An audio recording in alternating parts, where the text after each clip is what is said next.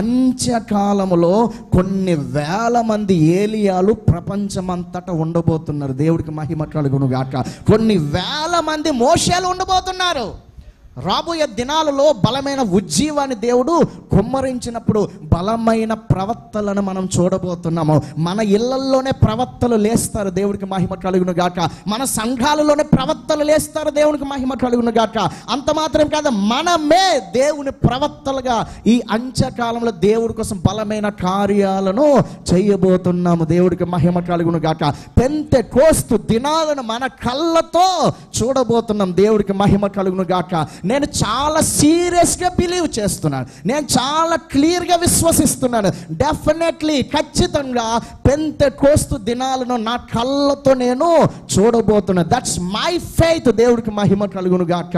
నా ప్రియ దేవుని సమాజమా, రానున్న దినాలు సాదా సీదా దినాలు కావు. బలమైన కడవరి వర్షము కురవబడే దేవుడికి మహిమకరమైన దినాలు. యేసయ్య అన్నాడు, పాతాళ లోక ద్వారములు ఈ సంఘం ఎదుట నిలవనేరవు అన్నాడు. అంటే పాతాళానికి దేవుని సంఘానికి నేరుగా పోరాటం జరిగే రోజులు రాబోతున్నాయి.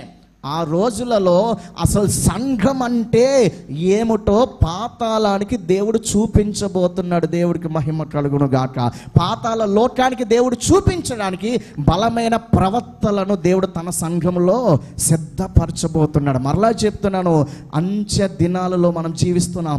అతి త్వరలోనే బలమైన దైవిక అభిషేకం మన మీదకు రాబోతున్నది. దేవుడికి మహిమ కలుగును గాక. మీకు యోవేలు ప్రవచనం, యోవేలు 3వ అధ్యాయంలో అంత్య దినముల యందు మనుషులందరి మీద నా ఆత్మను కుమ్మరించెదను అన్న ప్రవచనము ఇంకా సంపూర్ణంగా నెరవేర్చబడలేదు. ప్రవచనము అప్పుడప్పుడు అంచెలంచెలుగా నెరవేరుతుంటుంది. పార్షియల్ ఫుల్ఫిల్మెంట్ అంటారు, పాక్షిక నెరవేర్పు అంటారు. Partial fulfilment of the prophecies. ప్రవచనము 2 అంచెలుగా నెరవేరుతుంది.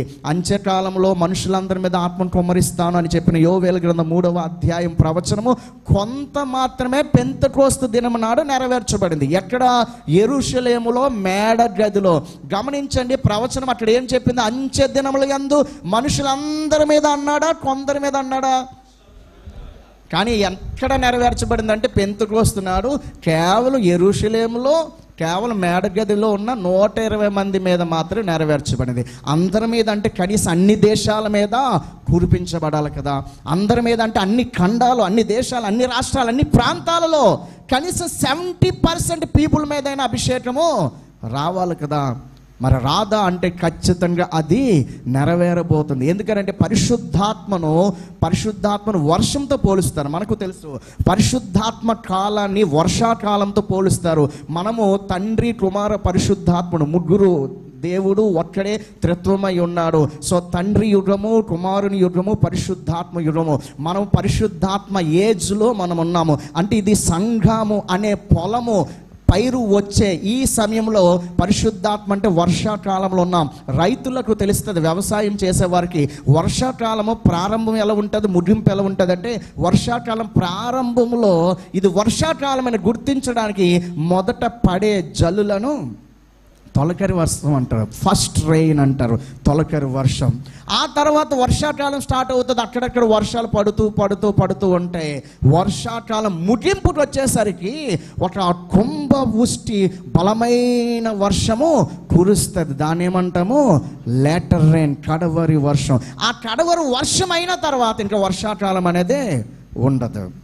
ఇప్పుడు పెంతెకోస్తు నాడు భూమి మీద కురిసిన పరిశుద్ధాత్మ వర్షం, అదే వర్షము తొలకరి వర్షము. హల్లెలూయా. ఇప్పుడు అక్కడక్కడ వర్షపు జల్లులు కురుస్తున్నాయి. ఇంగ్లాండ్లో ఉజ్జీవము, చైనాలో ఉజ్జీవము, తైవాన్లో ఉజ్జీవము, ఇండోనేషియాలో ఉజ్జీవము, అక్కడక్కడ వర్షపు జల్లులు కురుస్తున్నాయి. కానీ అంత్యకాలపు కడరు వర్షం ఇంకా కురవలేదు. హల్లెలూయా. అది అతి త్వరలోనే కురవబోతుంది. దేవుడికి మహిమ కలుగును గాక. నా విశ్వాసం ప్రకారము అది మన తరములోనే కురవబోతుంది. దేవుడికి మహిమ కలుగును గాక. అప్పుడు ఒక్కొక్కరు, నా ప్రియ దేవుని సమాజమా, ఆనాడు స్టెఫను, ఫిలిప్పు, పౌలులను మనం విన్నాము వారి కోసం.